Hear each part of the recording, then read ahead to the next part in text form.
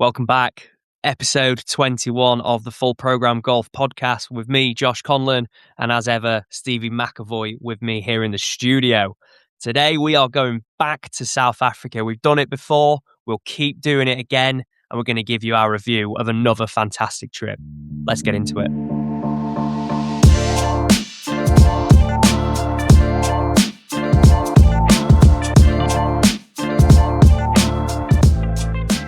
Stevie, how are we doing? Joshua, I'm very well. How are you? Good. Yeah, very well. Thank you. Very well. Welcome back to the cold of the UK. I know. Do you know what? It's good to be back in the podcast studio, but it's cold. It's cold. It's cold. It's cold. It's cold. I'm not sure how I feel about it at the moment. It's nice to be home, but yeah, I was just working in a pair of sports shorts and would have to put a t-shirt on if I had to venture out into public, and that was the only reason to do so. And to be in the triple layers back in the office is it's tough sledding. It's an adjustment. That's just what it is. And you've made the same adjustment, like you did it a week or so ago. So you know the score. Absolutely. I think it resets the ticker of bad weather, what you're able to handle. You know, I'm back to like, all right, it's raining, it's cold, that's fine. Like I was in the heat last week. 2nd of Feb, selfishly, whenever you come back from South Africa, I feel like we're getting towards golf season. So it's something that I look forward to as a bit of a milestone in the year. So I'm going to see it as a real positive. Yeah, well, it's a bit earlier this year. That's the only thing I hate to kind of break to you. I'm sure you are aware of what date we are. And yeah, February. I haven't seen a cold February in a couple of years. And obviously got a lot of golf in over the kind of December, January months. And I haven't even considered when my next game's going to be. But I think attention will certainly turn next week to trying to tick it over in some shape or form, be it go the range or something. Because obviously we've got some good stuff in March. And so want the game to be in good nick, which I felt it was in good nick kind of as I came back from the warmer climate. So yeah, just a bit of maintenance, I think, over the next couple of weeks. Yeah, it's key, isn't it? It's finding that balance of can't really be asked to play and it's cold and horrible, to when I do want to then play, not having another month of warm up before being able to actually perform and compete as you want to. So yeah, it's a balancing act. And as you say, we've got a couple of really nice trips coming up that we will obviously be talking about, that we want to perform for. I know that spoiler alert, my dad is on one of those trips, and I know for a fact, because he told me even earlier today, that he is already grinding, he's already in the booth, wants to bring his A game to that event. Love it. I'm very much looking forward to spending a couple of days with Conlon Senior. And no, I was going to say we haven't been on the golf course together, but we have, of course, up in your home course of Hallamshire. Which I don't know, what is Hallamshire like in the winter? Because we obviously play at a golf club which is not winter ready. But I just can't even imagine what it'd be like to be a member of Hillside or somewhere like that, where we've obviously kind of got friends, and it just must be in good nick right now, and that must be a joy and a pleasure.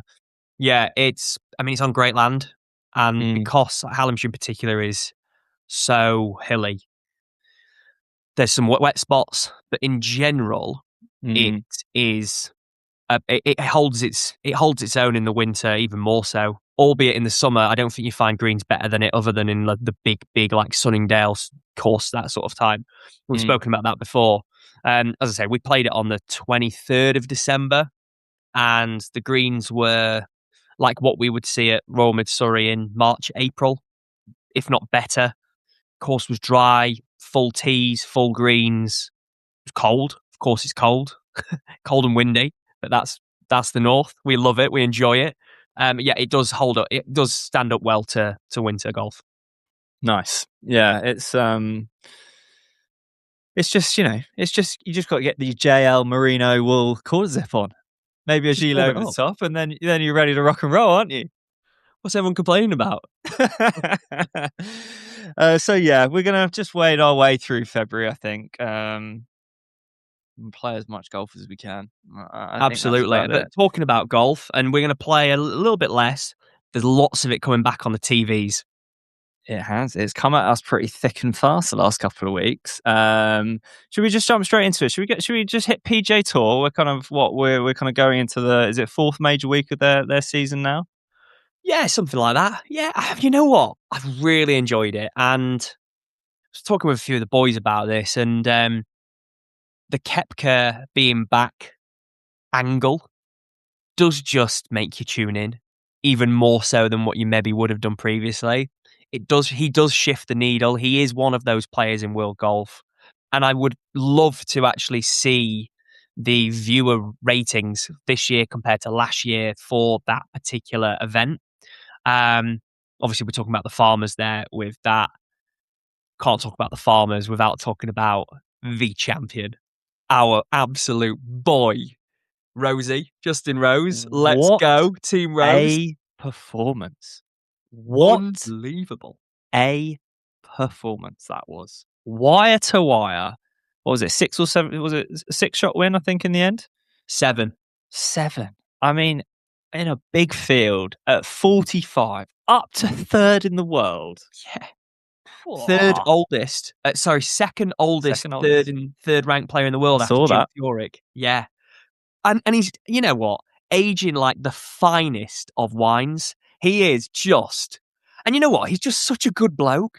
Everything he comes out with, you saw his embrace with Joel Darman, and yeah, he knows where the cameras are. Of course he does, and he's good with that. I know we've spoken about that, but he's just a great bloke. He played unbelievable golf, and I actually think he could have gone lower if he wanted to. He was just putting that ball away from the trouble, knocked it in a couple of fairway bunkers coming in, just keep it out of the caverns.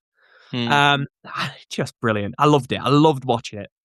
Did you see that? So he obviously won it. I think it was in 19 previously, the Farmers, and that was when Fuchs had just had heart surgery, and so he had Lordy Stenson's caddy on the bag, and so I saw a little clip in the post kind of round press conference where him and Fuchs kind of it was on their mind that he hadn't won it, and so it was kind of like that was a one for Fuchs, which I thought was quite good.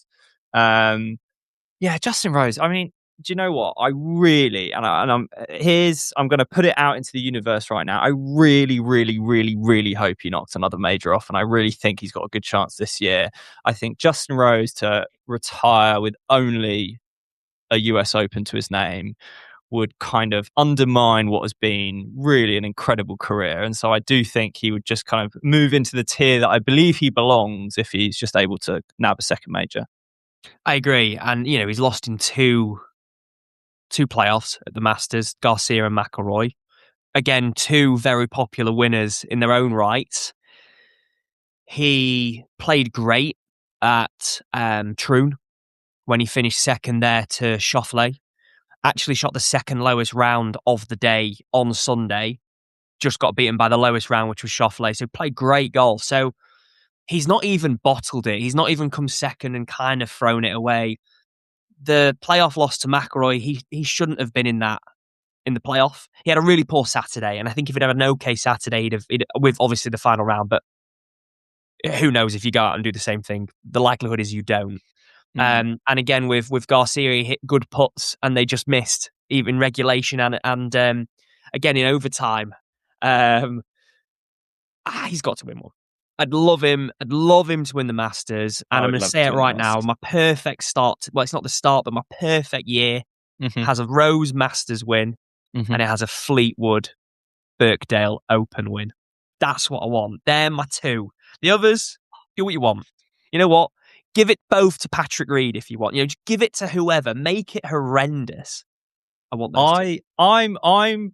It's funny you mentioned Patrick Reed. Actually, I'm kind of pro maximum carnage, and I don't think the PGA Tour particularly want Patrick Reed back. Also, they certainly don't want them as much as they do the players that fell into that bracket that was qualified through the stipulations they put in place. I would rate it if P. Reed just comes out and just boshes a US Open and then just like walks straight back through the front door and just plays every PGA Tour event for the rest of the year. Like, that would make me laugh. Yeah, it's true. That is true. And you know what? He's been sensational the last couple of weeks since he, won wearing his Four Aces kit, and then packed it in and came second in, I think it was just a black Under Armour polo, and he just got like no logos at all, and he just came second, lost in the playoff. I mean, he's earned some good coin. Without a doubt, he's going to be in that top 10 of DP World if they don't let him on this year. So, do you know what? I'm slightly more surprised about him packing in the LIV Golf thing, because Koepka was always quite vocal about saying how he really went because, he wasn't sure what his health was going to be like going forward, and so he kind of took the decision for his family, took the bag because he wasn't sure if he was going to be able to compete at that level again. Patrick Reed was just always a good player, and he kind of went, and everyone, I think, was kind of just like, well, of course he's gone. Like, he's just, he's the villain. Like, that's just what he does. Like, he does the thing that's just against the grain and is abrasive to the kind of golfing world. That's what it seems. But then, I don't think we really spoke about him that much. He was never really kind of top of that conversation pile when it came to LIV. And the fact that he's now moving back, especially making the decision post the PGA Tour coming out and setting the stipulations, I just thought it was quite an interesting decision. Yes, the one thing that will play in his favour is that he's got the ace up his sleeve, hasn't he, of he can choose to play a PGA Tour season because he's a past champion or a major champion, similar to what Vijay Singh's doing this year. He can basically say, as per your rules, I'm going to play a PGA Tour season and have one season and try and again get on. They have to give him a card. Just once he's served his ban. I think that's why they're saying it's going to be August time. But that's the joker he's got up his sleeve, which will be interesting to see. It does make you question how those players who have moved from PGA Tour to LIV are feeling, because there is currently in this moment a bit of a feeling that it's crumbling. You look at a couple of the players that are going. You look at the annoyance that some of the big players that are still there have said about the 72 holes and some of the other aspects of what it's changing into. And seemingly at this point, it's a unsteady ship.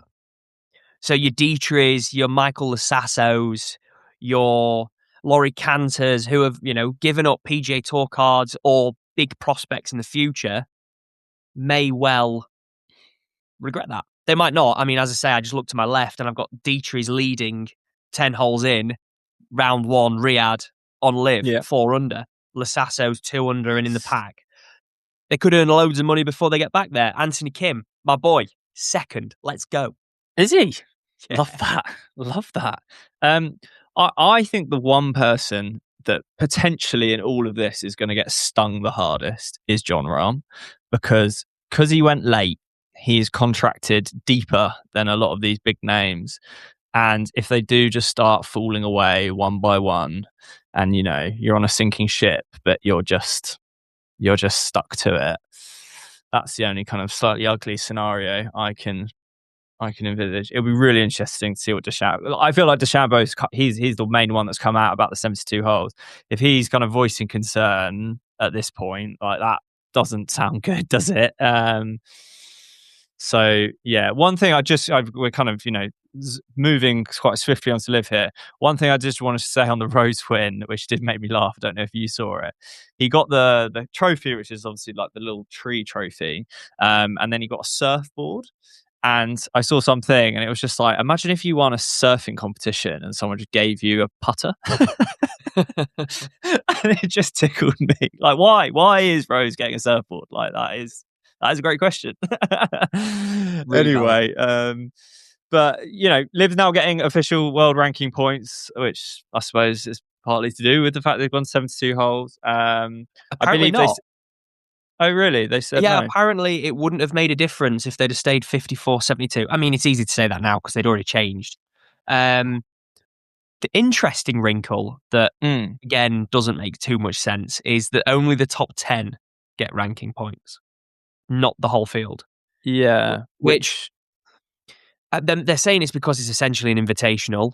And yes, you can qualify for it, but the majority of the players that are still on that tour were just paid to be there, invited to be there, and I think that's an element of it. I don't understand the way it works well enough to have a really strong opinion, other than the fact that if you're giving world ranking points, I would assume that you should give them to the field. I mean, the whole of the Hero World Challenge gets ranking points, and that's an invitational. That's not got a cut. But again, I don't understand it well enough, other than that that's an interesting slight wrinkle. Will that impact them? Do they just see the positives and go, well, we've got some now, so that's good? Who knows? Certainly better than nothing. I'd imagine a big part of why they wanted to move to 72 is because really, if you were to look at LIV and be like, okay, what has been successful? It has been the actual kind of footfall at tournament. And so, you look at their Adelaide tournament, I would imagine the Stain City tournament in South Africa is again going to be very well attended. And so ultimately, they're not pulling in any money from TV, particularly. I know it's now on TNT as I say that, but like they haven't done historically. And so I'd imagine their gate on tournaments is kind of one of their biggest revenue drivers. And so having an extra day of gate would be beneficial, obviously. But no, you were mentioning just before we jumped on, they've also slashed the prize money. Yeah. So that doesn't sound good, does it? When someone's like, okay, we're moving the prize money from 18 million to 6, so chopping it a third. It's a massive slash. And yeah, as you say, it's just not a healthy thing to be doing. I mean, don't get me wrong, 18 million's obscene, but the FedEx Cup's still a bit more. Yes, they don't get the extra upfront sums and the no cuts, but 6 million across a year is probably less than the DP World Tour winner would get. It's almost positioning LIV as the third tour, which it was never deciding. It would never agree to being that ever. It's a bit of a shock move, and actually highlights, but it highlights just what everyone was thinking. You can't. It's losing so much money. It can't just go on like that. As Mick McCarthy famously says, it can't go on. It can. Yeah, it did always feel like a bit of a bottomless pit. So it'll be something we'll keep an eye on and be interesting to see how it develops kind of as we go on. Back to PGA Tour, Scheffler obviously incredibly dominant at the Amex. I saw some stat that I think since like the middle of last year, only 8 players have beaten him because he's just come first or third or whatever. I mean, it's very Tiger-esque. It's unbelievable. And actually those stats are like the best things that come out of the tournaments, because it's just inevitable that he wins. And I've proper geeked out on these stats. So you're going to have to bear with me, because I have to just get them off my chest. The floor is yours. 8 people have beat him across since like 6 months, which is a joke. His world ranking, Rory McIlroy, who is the second in the world, is closer in his world ranking to world number 692 as he is to world number 1 Scottie Scheffler, which is obscene. And last year, Scheffler's win percentage was like 22%, something like that. His outside the top 15 percentage was something like 17%. So essentially, he was more likely to win than he was to finish outside of the top 15 when he teed it up. Obscene. Like, it is Tiger levels. It's a joke how good that is. He is now the 3rd highest earner ever on the PGA Tour. And he's just turned 30. I was going to say, is he still in his 20s? So here's a question for you. You're a sports fan. Is Scottie Scheffler currently better at his sport than anyone else is at another major sport? Another major sport, yeah. I would say Luke Littler at darts is as close, because he is, again, just like winning the lot, which is what Scheffler's doing. So yeah, I would say so. I don't think there's anyone in football. Don't think there's anyone in rugby. Don't think there's anyone in cricket. They're kind of the main sports in my eyes, in my book. So no, I think there's no one better at their sport, at their game, than Scottie at the minute, which is phenomenal. And talking about people who are just brilliant at their sport and excelling, let's get the little Dan Brown watch out the gate. We should always have like intro music to this. Be like da da da da da Dan Brown watch kind of vibe. Love that. Let's have it. Clip it. Let's do it. I love Dan Brown. I'm actually like at this point really quite passionately in love with him as a golfing fan. I follow BFB on Instagram. I follow Dan Brown on Instagram. I've got him saved as a favorite player on the PGA Tour.com leaderboard. Like I am all in on DB. You've got to have it. I love his bleach blonde locks that he's just done as well. Just go on the DB. Let's go. I've got to pitch something for you, right? Don't know why I was thinking about this, but imagine this English golfing super couple. Dan Brown, Charlie Hull, Bush. Smoker's paradise. Bleach blonde hair, ripping fags, driving bombs, having cigarettes. PGA Tour, LPGA Tour. I mean, he's got tattoos up his neck. She wears Louis Vuitton and Gucci. Like it is Bex, Victoria. It is everything. Love it. Let's pitch it to them both. See what their partners think about that. But we'll just enjoy it. Oh, do you know what? Big DB's out on a US road trip. Has DB got a girlfriend? I think DB's the big bachelor right now. That would be my guess. And Charlie Hull, I can't say I have the insights on her romantic relationship currently, but like I just think there's an opportunity there. So maybe I will. Maybe I'll just hey guys, just want to get Create in touch. A group, send them in, leave the group. DM me your numbers. I'll put it together. Introduce you both, leave you to it. Exit group, Stephen McAvoy. Just enjoy it. Anyway, I digress. Let's get to his golf. He's had a good start. He's had a really solid start. He's made 2 out of 3 cuts. Mm-hmm. I watched it here. He holed out for eagle on the 72nd hole at the Farmers on that beautiful par 5.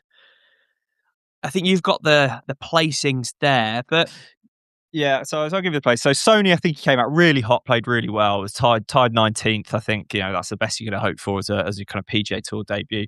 Missed the cut at the Amex after the 3 rounds, and then a tied 30th at the Farmers, where he was just kind of letting it slip a little bit on Sunday. Back 9 is a couple over, and then like you said, eagle up 18 to shoot 72, and probably move up, quite a few places in the money. That Sony got him $111,000. The Farmers was just shy of $60,000. So I think he's about 37th in the FedEx Cup after 3 events, which, I would say is a really, really solid start. You would take that. He's ahead of Penge. Penge has had a poor start. I mean, he's only played 1 event, I think, so far, Penge, and I think he missed the cut. Again, someone that obviously finished very high on DP last year, rated very highly. It'll be interesting to see who is the cream of the crop that's got on and who finishes the highest out of that group. And obviously, let's hope it's DB.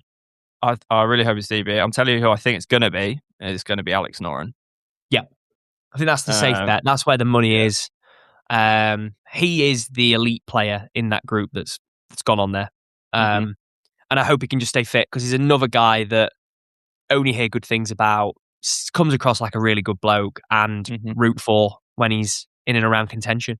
Yeah, 100%. But yeah, nice start for DB. I said Eagles, great finish. And I believe he's then teeing it up at the Waste Management this week, which we'll kind of look ahead to now. But one thing I do want to call out, DB, by the looks of it, has just got all his mates out there for a couple of weeks at the moment. And so they were all in San Diego for the Farmers, and now they've all headed over to the Waste Management. And if you don't follow the BFB boys, like they have a good time whilst at it. And so we'll be interested to see essentially how smashed they get at the Waste Management this week. But keeping an eye on him, rooting for him, big up the Dan Brown, and hopefully he can keep this good start going. And so we move to the Waste Management. What are your thoughts and feelings ahead of it starting tomorrow? It's a fun tournament to watch. Do I think it's the best golf course ever in the world? No. Do I think a lot of the time they overstep the mark? Yes. The fans I'm talking about.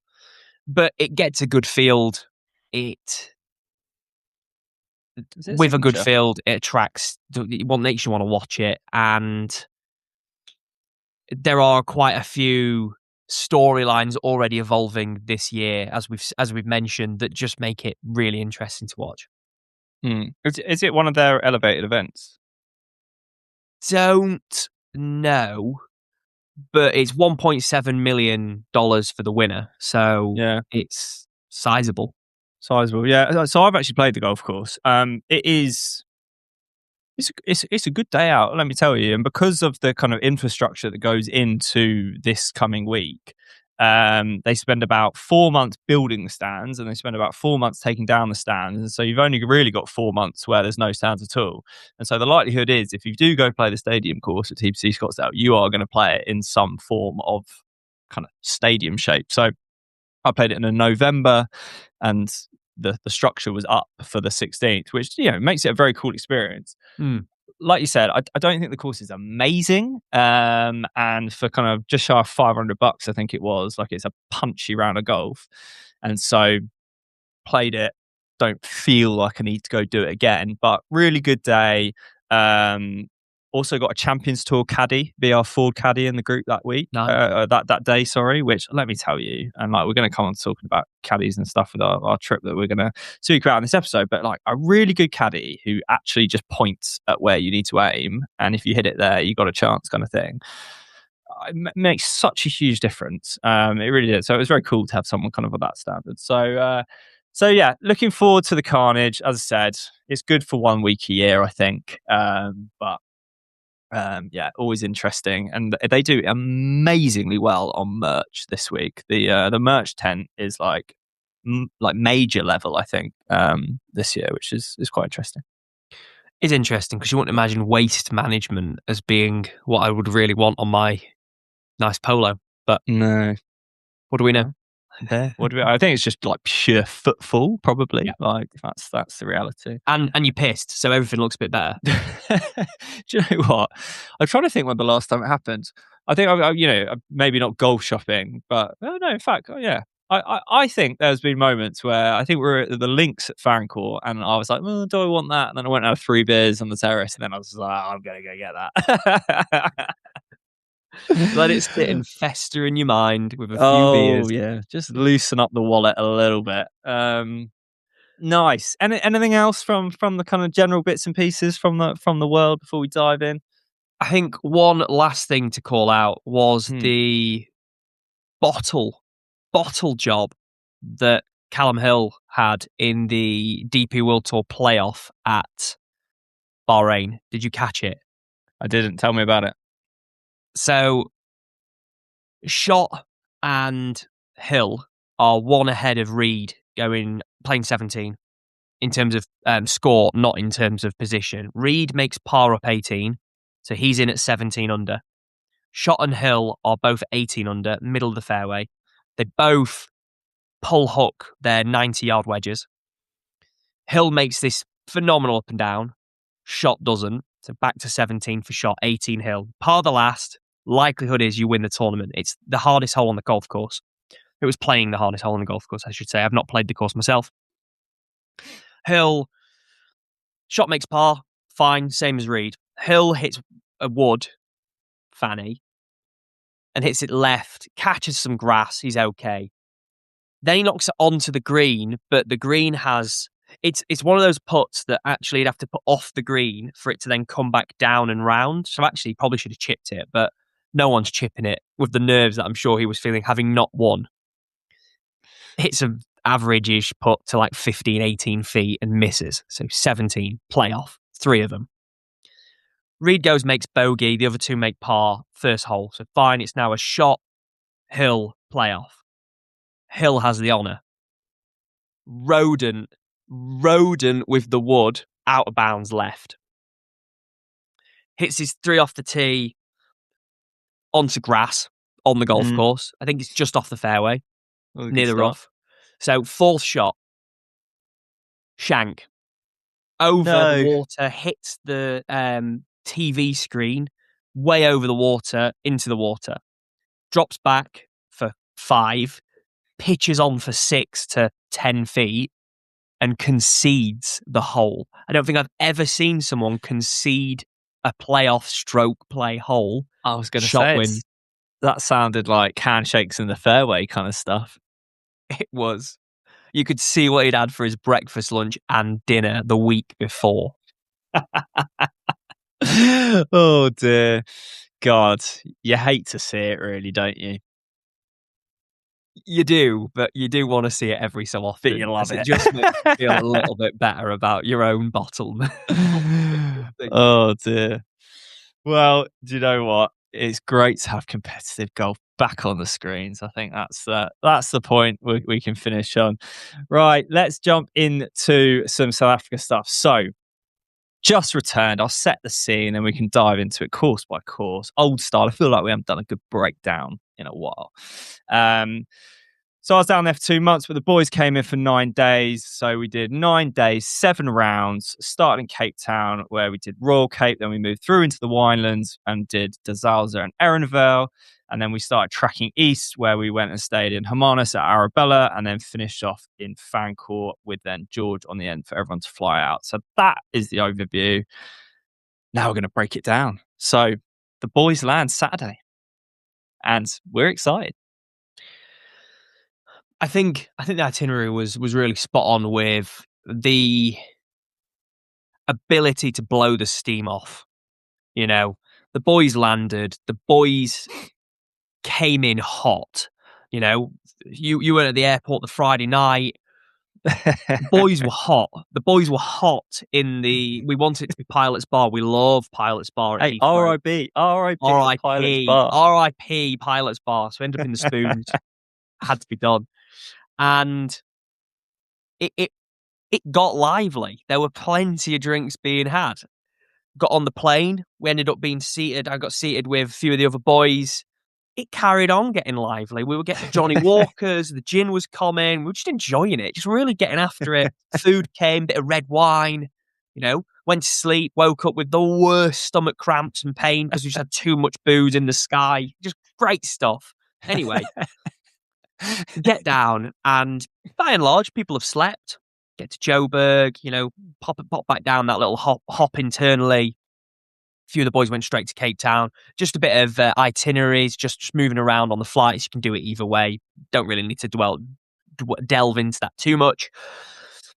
And yeah, everyone is just ready to have a good time. Get to the hotel, quick showers, quick change. Let's get down to the V&A. You hit the heat. The heat hits you, and you just want that first pint with the sun just rippling onto you. You want your sunglasses on, you got your shorts out, the pins are out, and you've just got some cold alcohol ready to be injected. Beautiful. It was beautiful, and you know what? Like I said, the boys do come in hot, and I think I now know for like our group, it is very important that if possible, we need that runway early doors for everyone to kind of run as much steam off themselves as they need to. And so Cape Town is an amazing place to start. Like, I don't think it's got the best golf. In fact, I think it's got a bizarrely low number of good golf courses for kind of where it is, what it is, etc., etc. But it's an amazing city. You can kind of get everywhere quite quickly. The restaurant scene's amazing. The bar scene's amazing. The views, mountains, beaches, like Cape Town's where it's at. And so for a couple of days, got the boys in.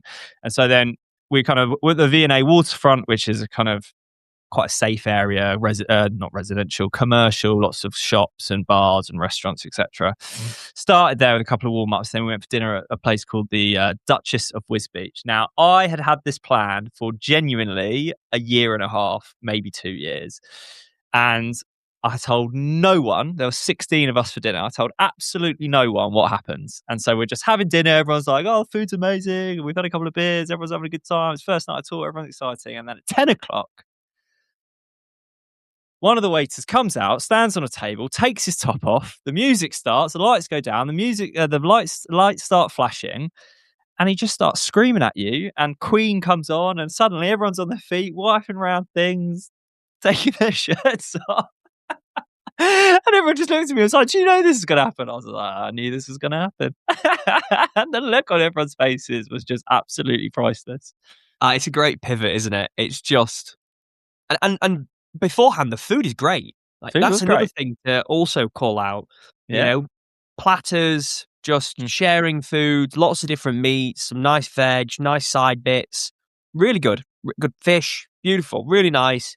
And then, for it to just pivot on the spot from just nice, chilled restaurant vibes to lunatic disco.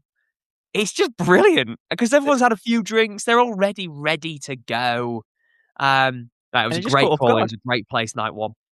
And if you haven't seen it, there's a video of it on our Instagram, and we're on route to getting it viewed by 500,000 people at the moment, which is always good. So if you're wondering and you have seen the video, it is the Duchess of Wiz Beach and Sea Point in Cape Town, South Africa. So that was 91. So that was really good fun. I said that was kind of the plan for a long time, and then hit the golf up on the Sunday, and really, I said, relatively slim pickings of where you're going to play if you're staying actually and wanting to play in Cape Town. And so we went to a good old trusty, which I am sporting the hat of right now, and that is Royal Cape. Yeah, I like Royal Cape. I think it knows exactly what it is. And I think that that's really important. I think it was in the best condition that we've played it actually that day. It has a few weak holes, a couple of stretches of weaker holes, but I think by and large, it's a really solid golf course. It's a good test. You play it well, you drive it well, you play it well. It's a big enough golf course that you can hit driver. It's a wide enough golf course that you can go after things, but there's trees and it can get you with that sort of element. The reason I can say that is that we played a few courses where I just think this too small a golf course or it's too tight a golf course to even bring any thoughts into the equation. I like Royal Cape.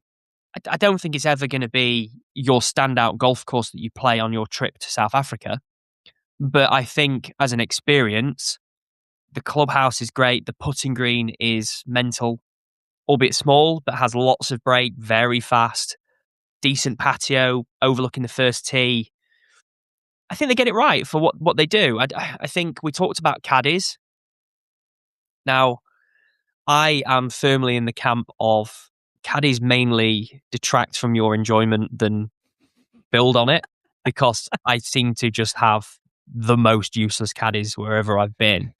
Other than my boy Eric at Fan Courts, shout out to Eric. I think that if you get a bad caddy, it really detracts from your experience and actually can wind you up. And I actively didn't have one at Royal Cape, and I wasn't disappointed with that decision, is all I will say on the podcast. Yeah, do you know what? I weighed in on that point a little bit. I also didn't have one, just because it's a very flat golf course, so it's a very easy walk to like push a trolley or whatever. I've played it enough times, and so I just didn't feel like I needed one. However, the caddies that were taken in our group were really good, and so I will say that they're within that stable. And I believe, because I actually met someone and played with him, and he spoke about how he was kind of had an initiative in place where he was training caddies in and around Cape Town. And so I do actually think there's some effort that's gone in to kind of improve the quality. And we're talking about £25, yeah, for a caddy. So put it in perspective. I don't think historically the Royal Cape caddies have been brilliant, but I do think we had a couple of really good ones in our group. So I will just put that on record. I think you always get a couple of really good ones. I just think that the couple of really bad ones are worse than bag carriers. They're moving on your backswing. They're talking, they're rustling things. One of them dropped one of the boys' bottle 3 holes back and he lost that, so he didn't have any water for the rest of the round. Does your head in. Yeah, no, and I didn't take one, so I mean that kind of spoke with my feet a little bit. But yeah, I agree. I'm not as big a fan of Royal Cape as you are. I do think it was in the best condition that we ever saw it when we played it. It's kind of like a members club, really, rather than like an experience club. Like if you're a member of Royal Cape, you'd be a good golfer. It's a good test, proper test.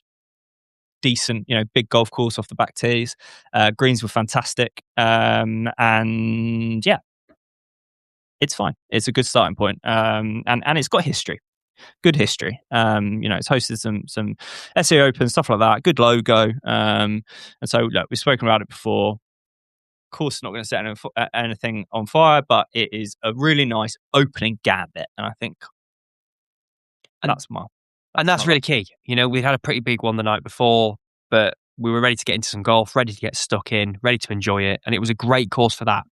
Mm-hmm. Cool. All right. Well, we'll do some quick course and 3Ps just so we can everyone can compare it if they're just listening to this first point. So Royal Cape for me, 3.5, 4, probably sneaks into a 4 because of the conditioning this year. And then I'd give the 3Ps probably a 4 as well, but actually on the higher side of 4. It's got a grass range. I think logo's good. And I said, sit out there, patio, putting green by the first tee. Like, it's kind of got all the elements you want. And so give it 4, give it an 8. Like, probably a weak 8 overall if you look at it like that. But I said a solid track. Yeah, I couldn't agree more. I think it's a 4. I don't think it's a 3.5. I think it's better than that. And yeah, completely agree. I think it's a solid 4. I think it's a weak 4 on the course, and it's a strong 4 in the 3Ps, which makes it just a decent 8. Agreed. Nice. Cool. All right. Then, after a relatively interesting night at Cafe Caprice, so for people that don't know, Cafe Caprice is a very famous kind of sundowners bar in Camps Bay, and on Sunday they have their famous party, and we'd kind of been there a couple of years before on a Saturday, and I was like, no, you wait till you see the Sunday. And so us and the lads just kind of ripped it there Sunday night, which was all very good fun. And then we headed up into Stellenbosch, into the Winelands for a couple of days. And then we picked the golf back up again on the Tuesday of that week, and we played at a favourite of ours, which is De Zalze Golf Club. Yeah, De Zalze's great. It's just a lovely experience. I always think it's a shame when we play it back 9, front 9. Because I do think that you play your best holes straight away. Whereas when you play front, like, you play it what is now 1 to 18, but would have originally been the back 9, front 9, making this complicated. When you start on 1, you play your worst holes to start with, and it kind of gets better and better as it goes. Yeah. And I think that is, you would walk off the course with a better taste in your mouth playing it that way around if it was your first time. We've played it a number of times, so we know what's coming, we know where things are, and enjoy it. Patio's always great. The experience is always lovely. It's, again, a great putting green to get in there, and just a lovely part of South Africa. You know, there's a nice vibe, good drive in, just a really good ambience in the whole place. Yeah, I completely agree with you. So I've always said I think the back 9 at De Zalze, which we unfortunately played as our front 9, is an incredibly good section of holes. And if you could repeat that quality through 18 holes, I think we'd have a conversation about a really quite unbelievable golf course. The problem with doing it the wrong way around is, like, you finish on a par 3. The 18th hole, which was our 9th hole, is like a really, significant hole, and it just kind of comes in the middle and kind of loses some of its significance, if that makes sense. But around the water, the I think it goes 13, 14, the drivable par 4, and then the split fairway par 5, like 2 great holes. And I said the real 18th hole, also fantastic. I think that terrace is right up there. That view, so it's kind of, the course is within a vineyard, and so you're kind of in this kind of little valley. You've got beautiful mountain views. You see the different vineyard blocks, and it's an elevated experience. I think it is a 5-star resort. Like, the housing on there is quite expensive, and so I always enjoyed De Zalze. Now, what was interesting whilst we were there is it was a beautiful 34-degree blue sky day, and then by about 2:30 in the afternoon, so South Africa's had awful problems with fires this year. They've actually had a shocking year. Fires in the Western Cape, and they've had dreadful floods up in the Kruger. But this fire was going somewhere in Franschhoek, I think, and the wind blew the smoke in. And all of a sudden, for about 3 hours, wasn't it? It was like we were back in the UK. Yeah, just sat in the smoke, weren't we? Yeah, it was horrible. Couldn't see anything. Yeah, it just, like, you can almost, like, taste it. It was like, yeah, it was thick. It was, really quite scary. But yeah, I love De Zalze. So De Zalze's course is probably a strong 4, rather than Royal Cape being a weak 4. And then I think it probably just about gets a 4.5 on the 3Ps. What do you think? I don't think it gets that.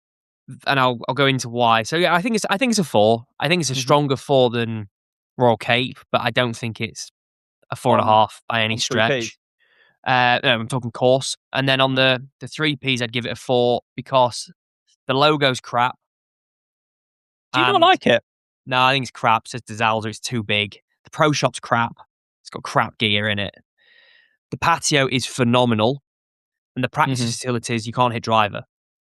So that for me... You can't hit driver. But that's a practice facility. I can hit driver. If I drove it like I drove it at the Zalza, I still couldn't hit driver because it left me also trouble. So I think it's a 4. I think it's an 8. I think it's a stronger 8 if you were looking at like percentages than Royal Cape. And you feel it's being aggrieved at that. I can see it in your face. Yeah, I really don't like it. I like Royal Cape is worse than DeZalza. Like no question about it. And so, see, I don't think they're in different camps. I think they're in exactly the same category. Don't think they're in different camps, but I just don't think they're the same. And so, like, if it could be like Royal Cape at like 7.75 and DeZalza at an 8 or whatever way, like I'd feel way more comfortable about that. And I appreciate that our rating system doesn't allow for such things, but like that is how I feel. Fair. But that was a great day. Like it's great always day, a good day out. and can be paired really easily with Ernie Els or other wineries, vineyards. That makes it just again another special touch on a great day. Yeah, and I've always thought about it because the terrace is so good. You almost like, do you want to pull yourself away from the DeZalza terrace to then go off to one of the vineyards? But like, yes, as you said, like, you know, Ernie Els, Rustin Breda, like these are all kind of 10 minutes away. So it's a really easy 1-2 punch if you want to do that. So we've done DeZalza. As I said, these are all courses we've kind of spoken about previously. Now we move into 2 courses that was your first time. So I'm keen to spend a little bit more time on these. And so the next course, and this is kind of like beginning our move east, I suppose, where we come slightly down from Stellenbosch to Somerset West, where we played at Erenvale, which is a particularly difficult tee time to get. So we hadn't played it before, but we managed to snag some here. So what are your thoughts? Yeah, so we had a really good day, the day before at Rustin Vreda. We had a good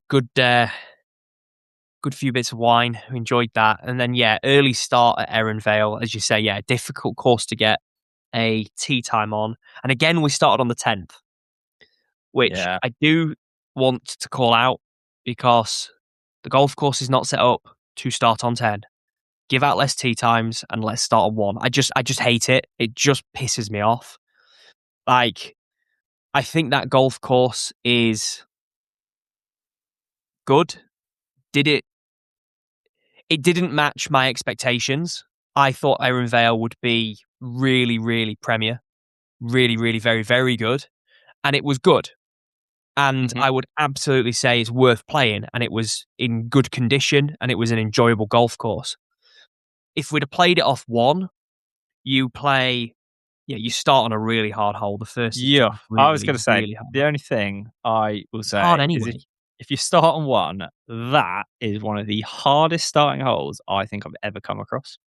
Yeah, really, really difficult. It's very difficult, albeit I would say that you can go further right than you think you can. You can't go as straight and left because you leave loads in. Yeah, it's a very difficult hole, but it's difficult wherever. I just think that you build into a round of golf better starting at 1 at Erenvale. You've then got the par 3, which would be the second. You've got a really scoreable par 5. You come into a good stretch of sort of decent par 4s with some water on them. Then you start coming back towards the house before you get into the back 9, which is like blind tee shots. You hit the fairway or you lose your ball, essentially. And I think starting on those just made it feel really, really claustrophobic, especially not quite having your game, which I didn't have. Again, completely accept that completely. But I felt like starting on that back 9, your every shot is daunting. Every shot there's quite a few blind tee shots. You're fighting right out the gate, and like no one wants that. No one needs that. We're not professionals. We're not good enough to do that. And I just think that the enjoyment levels, and especially playing like 16, 17, having properly warmed up and had a round and they'd be really strong closing holes, would have made that whole experience so much better than I found it starting on 10. Don't get me wrong, I also had like putting yips basically, and we've really moved towards that stage. Knocking it to lipping out for 2 on 18 and making 5 was a real low point in my putting existence, quite frankly. And when I say lipping out, and you think, oh, has it gone to like 20 feet? No, it lipped out to about 5 feet and missed that and went to tap it in and missed that again. Like, just kill yourself. So I will say these were some of the spiciest greens that I can ever remember playing. Like we got onto our first green of the day, the 10th, and it was me, you, Cookie, Deck, and so we had some good putters within the group, and we all and one bad one. Yeah, I wasn't gonna say it. And we all ground out. Some of us ground out 2 putts, but we were like, oh my goodness, like this is going to be a long day if they're running this fast with this much undulation and all the rest of it. And so, yeah, whoa, I don't know. Someone said they're 10.5. Like they felt quicker than that. Like they were electric.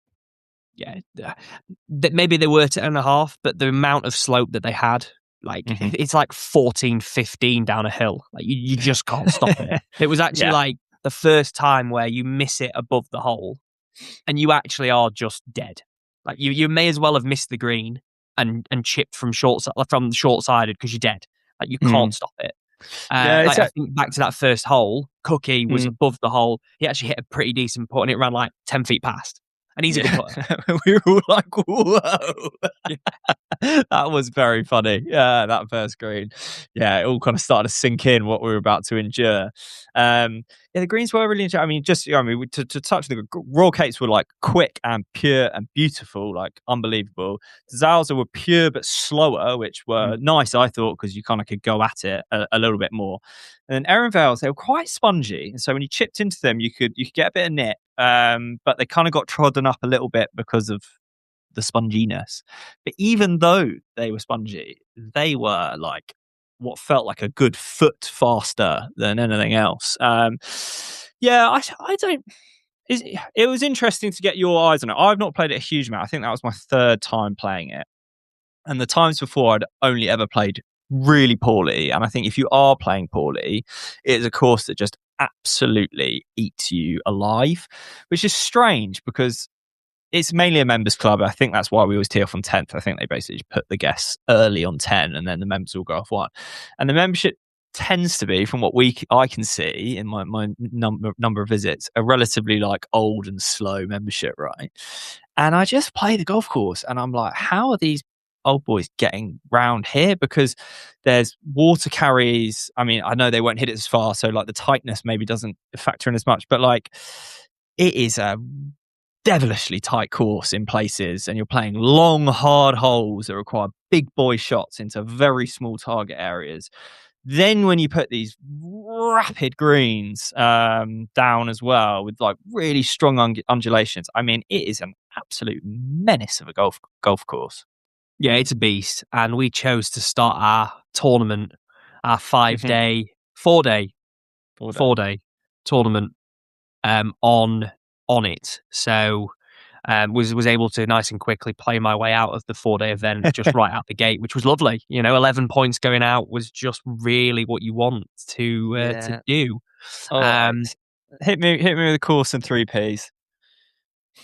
Course, again, I think it falls in the 4 category. I think it has to. Like, I can appreciate it's a good golf course. I think it sits around the same level as De Zalza.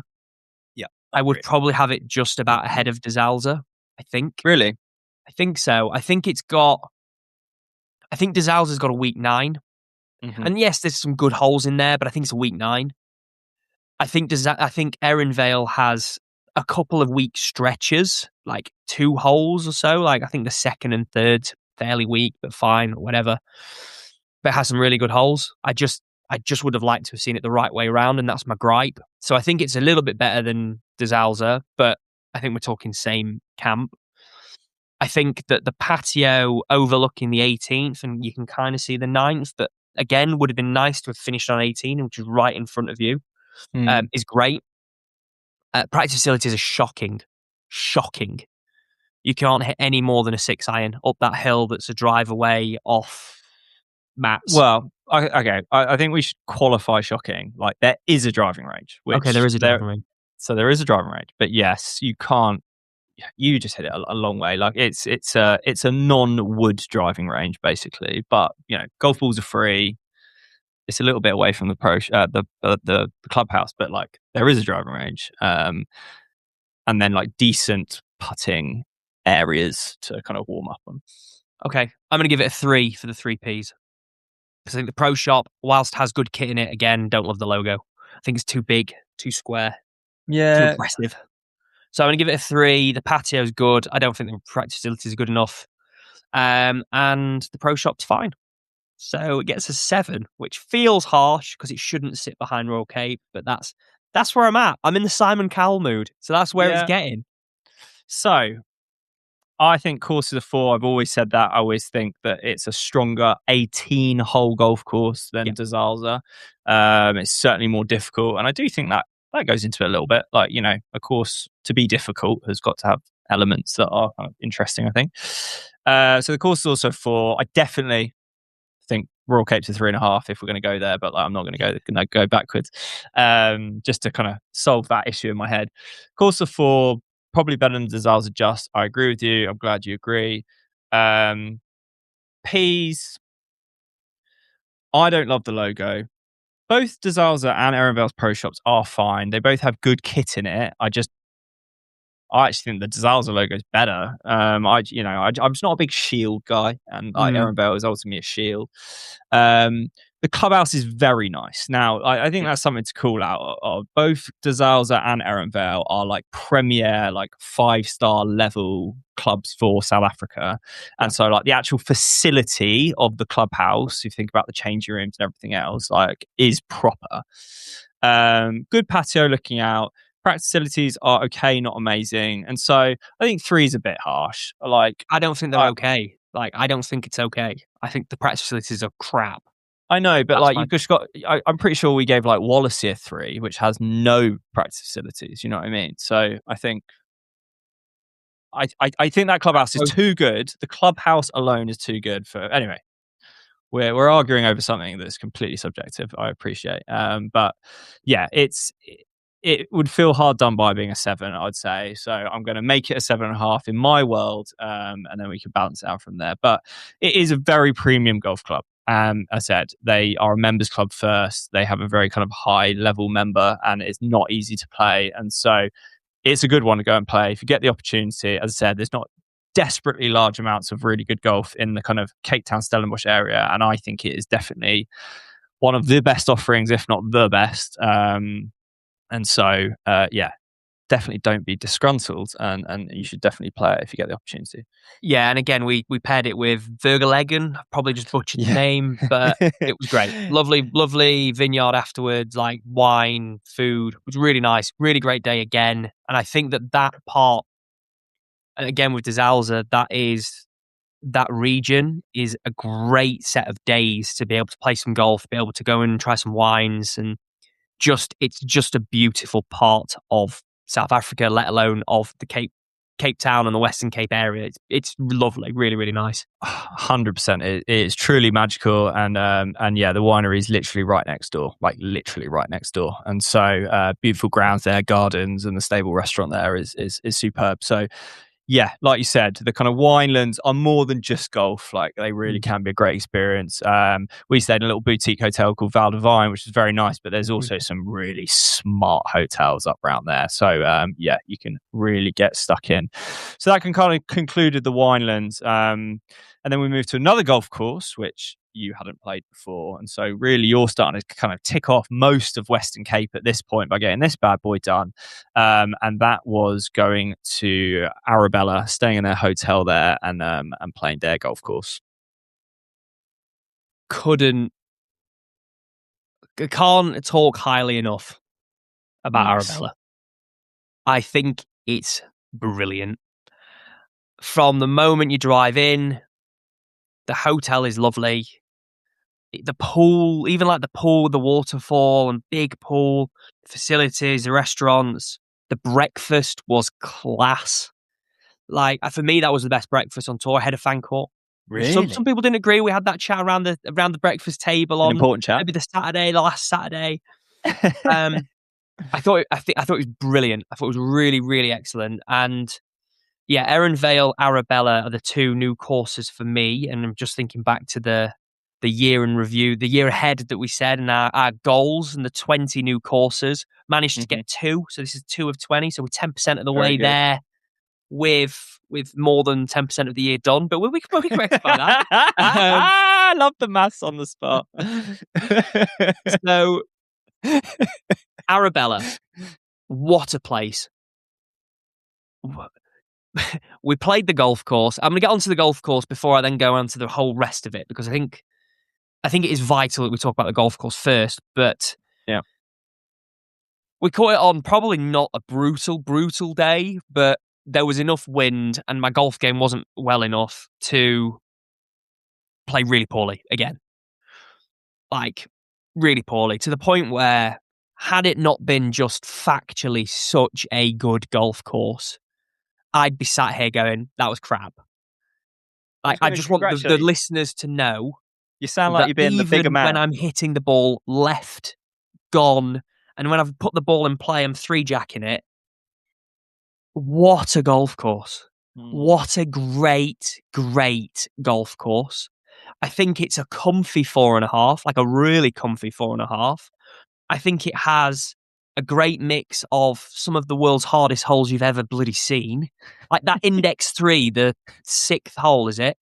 The 6th hole, Index 3, that I think I hit 3-iron, 2-iron off the tee, nutted it into seemingly a 5-yard wide gap, and had 4-iron in with shit right, shit left.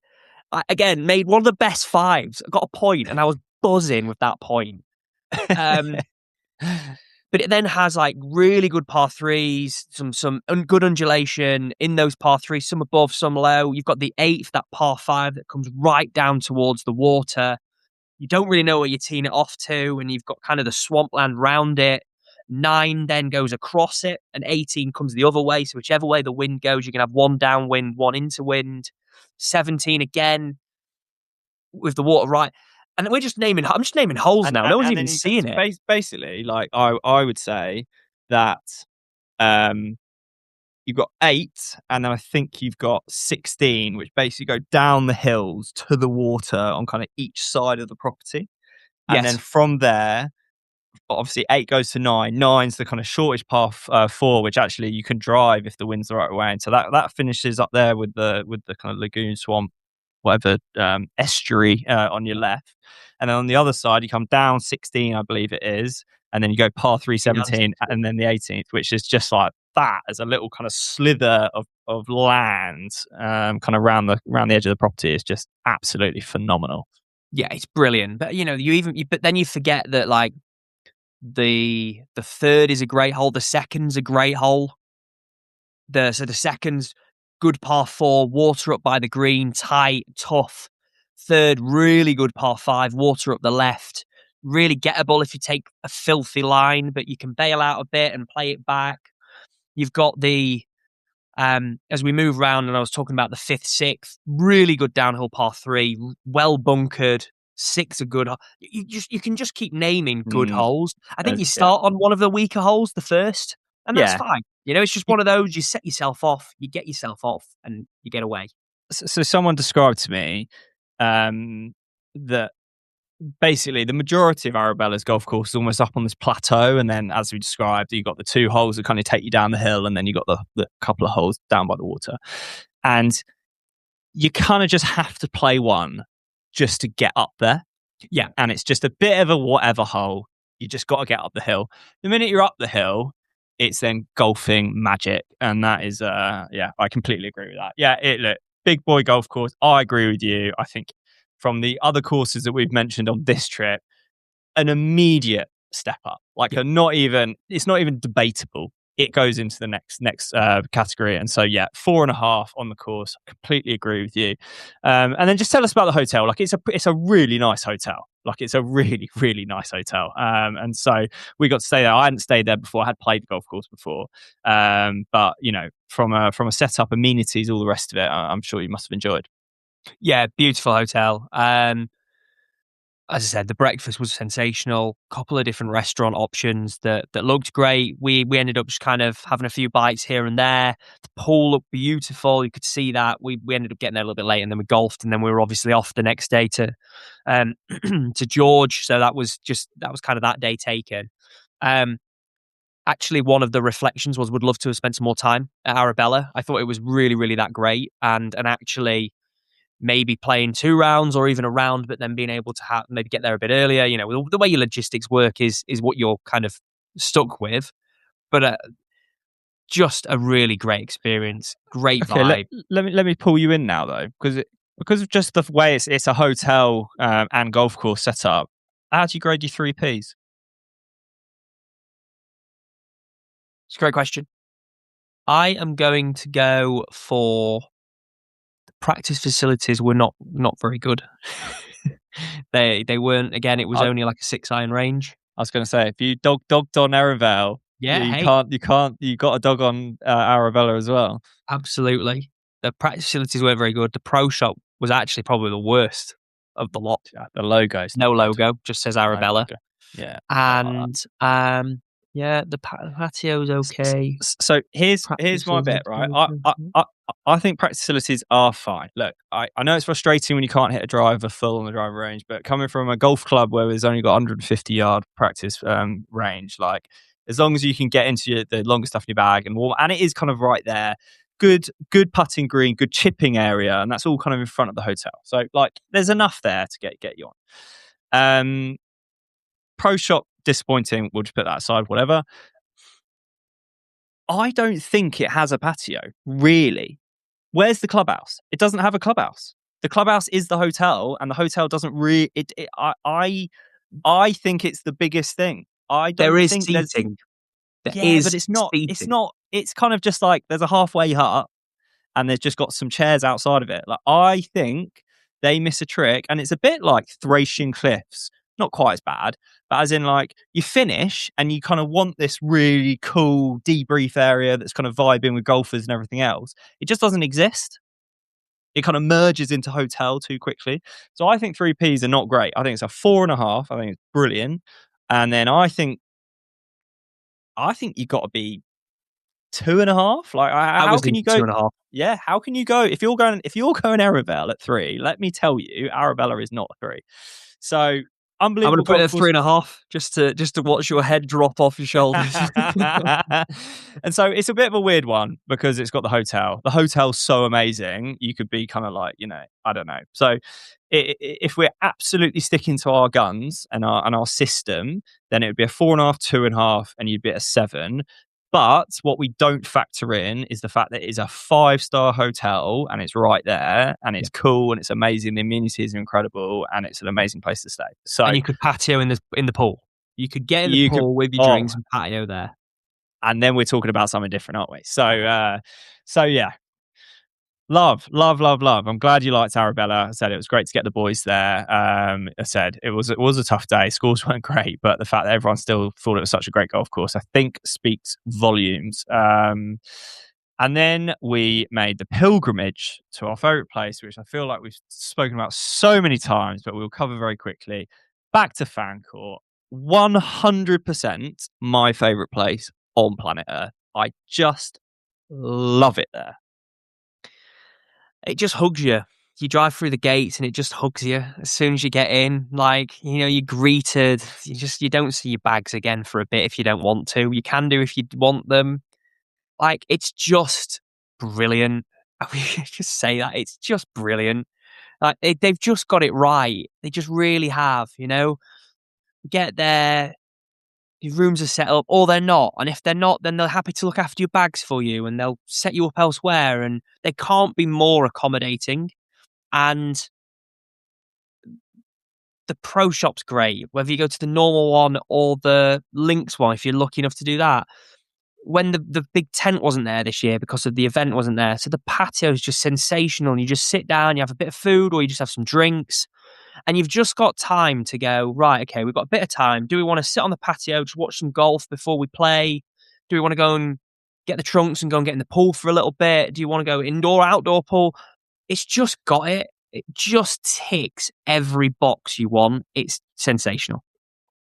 It really is. And I've said it, it will be in the vlog that I put out in the coming days, but I will say it on the pod.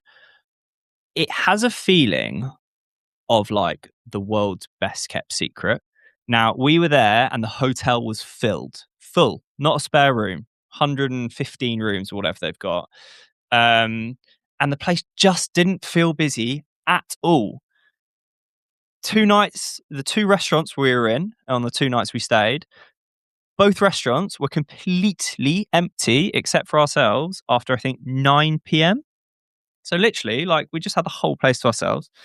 Yeah. On the Saturday morning, I think it was, where we had the morning free, I went into the kind of the spa area, the indoor swimming pool, sauna, steam room, cold plunge. Only person in there. Not another soul in there. Then you go out on the golf course. Golf courses are busy because obviously, you know, that time of year, but they're not trying to push out a 4-ball every 5 minutes. Rounds aren't taking 5.5 hours. Like, it all moves around. You don't really feel or see the other groups around you. Halfway huts are fantastic. We didn't play the links again, and we damn sure are going to play it next year. But much like last year, all that did is just highlight how great Otaniqua and Montague both are. Like, they just both are such enjoyable golf courses where you look at an Erenvale where it's just kind of too tight. And so Dazals at Erenvale Fan Court are all and Arabella actually have all got residential housing kind of around them. Fan Court, the housing doesn't feel like it encroaches on the golf course at all. Big golf courses, hard golf courses, but you've got space on holes. You get the driver out, you go through the bag, you know, the conditioning's fantastic. Whereas I do think on the others, you do feel the houses kind of just encroaching a little bit. That's my general feeling. Ebb and flow of it is just fantastic. I honestly can't speak highly enough of Fan Court. Value for money, everything is just top notch. Yeah, agreed. And they've just reopened, but completely changed and got a new 9-hole course as well, which we're hearing great things about. Can't wait to get on that as well and get our eyes on that. But just again helps the traffic flow, helps add an extra ability to play 9 holes on day of arrival or day you're leaving or whatever it needs to be. 100%. It just gives you even more optionality, which can only be a brilliant thing for a trip. Yeah, I agree. Okay, so let's say we played Otaniqua and Montague. We'll just kind of rattle off some scores. For me, Otaniqua, whilst I love it, I think it's a really fun golf course. Probably is a 4. And then I think then it's a step up to Montague, which is really a truly fantastic kind of golf estate golf course, probably the best I've played. I can't think of a better. And so I'd move that up into a 4-5. And then for me, 3 Ps, especially if I'm including the links facilities as well, if you just kind of look at it as an overall facility, it's 5. Like, I can't think. I know there's probably, you know, Banner Dunes or something you'll throw at me, but really, if it's not a 5, it's a bloody strong 4.5, because it really is just an all-round facility with kind of every box ticked as far as I'm concerned. Yeah, I agree with you on the courses, 4 and 4.5, and I think Montague actually gets slept on just because it's part of the Fan Court. I think if that was a course on its own, you'd be going, that was a really, really good golf course. Sorry, very quick point on that. So the NTT data, which is essentially the Sunshine Tours Pebble Beach or Dunhill Links or whatever, Pro-Am, they play Otaniqua, Montague, Links as the 3 kind of Pro-Am rounds, and then they actually play the final round on Montague because Fan Court believes they can set it up the toughest off back tees, etc., which I think is quite interesting. That is an interesting take. So yeah, I mean, it is just a brilliant track. Otaniqua is a very good track. Yeah, Montague, brilliant. It's for me, it's not a 5 because, and I can tell you exactly where it loses its 0.5. the putting green. The putting greens are not good enough. Yeah. The little Okay. square outside the front patio is okay. And the putting green next to the practice facilities is like, it's good. It's solid. And that's why it's a really, really, really good practice facility. But do you? So I think I gave it a 5 because I'm considering the link stuff as well. Now that is a good putting green. It is a good putting green. It really is. I think for this trip, I think you've almost got Montague and Utanika as a different 3Ps to the links, because you can't go to the links facility that's and fair. use that practice facility for these courses. So you are a little bit stuck with the facilities that we had. I think they're still 4.5. I think they're still excellent. I think they're still really, really strong. And I would say that the links is a 5. And it's a very, very good 5 as well. I know that's top of the ranking anyway, but it's like comfy 5. Yeah. No, I like that. That's probably a better way to do it. Yeah, I agree. And I think that's probably where it is. But great time. Love Fancourt. Always will love Fancourt. And look forward to getting back there and get on the links. Yeah. Love it. Okay, cool. And then last day, just to round out. So we just needed to play somewhere in George before jumping on our flight. And so we played George Golf Club, which again, we played last year as well. To me, played better this year. The worst round of my 2025 season was at George, which I don't really know why. Head obviously just went that day. I still don't love the golf course. I thought it was in pretty scruffy condition this year as well. I think it's got a good collection of par threes, but then for me, like, I probably don't think it's as good as Royal Cape, having played it this year, kind of when I'm, looking at current conditions, etc. What are your thoughts? Yeah, and interestingly, it was actually my best round. I played my best golf on the last day, which is great. Great to turn up when you're leaving. So yeah, coming from a point of like, I've seen it, played it well, played it a few times. Yeah, I think it's the same similar style to a Royal Cape. Like, that is exactly how it feels. But I agree with you. I don't think it's as good as Royal Cape. I think it's a fine filler, and it's worth playing if you're in the George area and you've not played it. But the more I play it, the less excited I am to play it again, is where I'm at. It's ranked really highly. Yeah, I mean, I don't think the South African rankings are awfully up to date, but it comes in at like 16th. So it's like lower than Arundel, lower than the Desalza, lower than Pazula. Like, I mean, what are we talking about? Yeah. Well, we were speaking with the guys at Fancourt, weren't we? And it's difficult to get the raters out there because their busy period is when they want to go, and it's busy period. So, I can't see a world where Durban Country Club is better than the Links and Leopard Creek. I can't see a world where, well, there isn't a world where George is better than those courses you mentioned. It is what it is, and that's absolutely fine. Just take it with a pinch of salt, those rankings, because they're not quite as well done as we say as maybe the US, maybe Europe, maybe UK. Yeah, cool.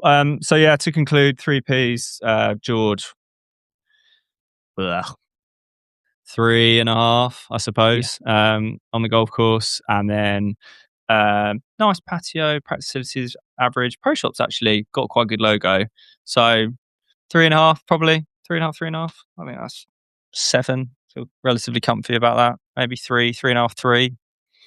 Yeah, I'd probably go 3.5, 3. I can't remember seeing a range. No, I think it's just the nets there is down one by the side. So maybe even 2.5. But yeah, 3.5, 3. Give it that. It's already a low rank, but like, still a solid option if you're in the George area and you're looking for a game of golf and you're staying at Fancourt, or indeed you're staying at the Hawthorn, which is a beautiful boutique hotel. Still well worth popping on your list and playing. 100%. Love the Hawthorn. Definitely good to shout them out. And I think just logistically, Hawthorn, Fancourt, George Golf Club, Airport, all kind of within 5 to 15 minutes of one another. So if you are kind of having to get rounds in the morning to then fly out in the afternoon, whatever else, it's all very doable. But that concludes that. That was our trip. 9 days, 7 rounds. I think we keep going to South Africa. We keep just adjusting. And I do think for our group, especially coming into Cape Town, getting that chance to kind of be in the big city and blow off some steam before then kind of almost tailing off with the excitement, but then building up with the golf quality worked really well for us. Yeah, I agree. And so let me put it to you then. So your ultimate South Africa I'm going to call it golfing trip, I think, because I think you could go and you could spend 2-3 weeks and you could do safaris and all these different things. But your ultimate South Africa golfing trip, take it as trip if you want to throw something in, for the listeners. So I think if you've never gone to South Africa before, what I would do is you need 9 days minimum. So you're kind of flying Friday night and then flying back on the following Saturday, Sunday. I'd come into Cape Town, start there, get your kind of restaurant scene done, your things to do, be it Boulders Beach, going up Table Mountain. You get a couple of tourist bits in. And like you say, you play one of the premier clubs in Cape Town, be it Royal Cape or Steenberg.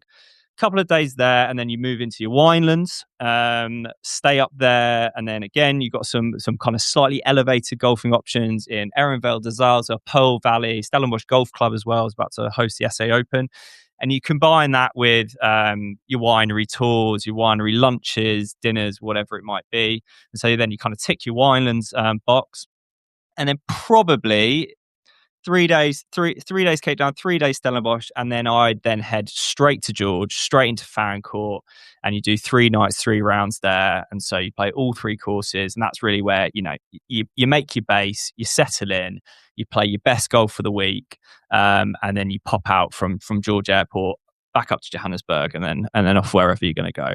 I think as a first time, that is what I'd do. But there are a million iterations. As I said, missed out Arabella. Suppose you could play that on your way to George. That's very doable. But yeah, that would probably be where I'd start. But as we know, millions of different options. Didn't even mention going further to kind of a Neisner or somewhere like that. And then obviously you throw in the other elements available, which would be Sun City up in Joburg and also Leopard Creek that you've mentioned. So plenty of options, but yeah, kind of that 3-day Cape Town, Stellenbosch, Fancourt would be my starting point. Let me throw it back to you. You've played you have played as much golf in South Africa as me. So tell me, what do you think your ultimate golf trip to South Africa is? I think you've taken it nicely from a first time perspective. I think the ultimate golf trip doesn't include the tourist stuff. But if it's your first time, you should go and do that, because you should go and do that. It's good. So I think my ultimate golf trip is different to like my ultimate first time trip. I actually think that if I was looking for where is the best golf in South Africa, I wouldn't go to Cape Town. I would just leave it.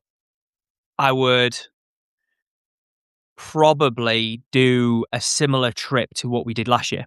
I'd try and aim for that sort of way. So I'd be starting at Port Elizabeth, Quebec. Maybe wouldn't even go that far if I didn't need to, but it's a decent way in. Maybe play Humewood. I'm trying to think where I would fly into to get to a Pazula, Samola. Maybe you go to George and then it's about an hour from there. I'd probably go into PE and then you play Humewood, St Francis Links on your way west, and then you hit Neisner, and then exactly that. So you do exactly that. I would play Humewood, St Francis Links, move into Neisner, play Pazula. I'd play, and then I'd move through. And I wouldn't actually play Samola. I wouldn't actually go there. I'd play Pazula.